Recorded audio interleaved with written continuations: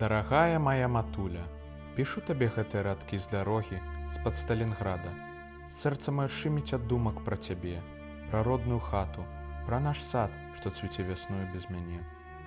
Не хвалюйся за мяне, родныя, жывыя, здаровы, харчуюць нас добра, адзенне цёплае. Вораг люты, але мы яшчэ люцейшыя. Мы ведаем, за што б'ёмся. За цябе, за бацьку, за нашу зямлю, каб не ступала нага нямецкая па нашых нівах. Тут на фронце мы адна сям'я, таварышы мае, як браты. Падтрымліваем адзін аднаго ў цяжкую хвіліну.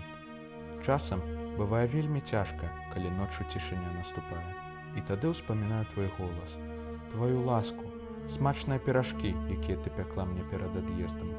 І гэта дае сілы ісці наперад. Матуля, калі ласка, беражы сябе. Не плач шмат. Слёзы твае я адчуваю нават тут, за 1000 кіламетраў. Ведай, твой сын сумленна выконвае свой абавязак. Мы пераможам, інакш і быць не можа.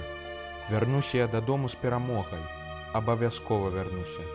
Тады мы зноў з табой пойдзем у лес па грыбы, будзем слухаць спеў птушак і забываць гэты страшны сон вайны. Цалую твае рукі, родная, благаславі мяне на подзвіг, як благаслаўляла, калі сыходзіў на фронт. З любоўю і паклонам, твой сын Мікола.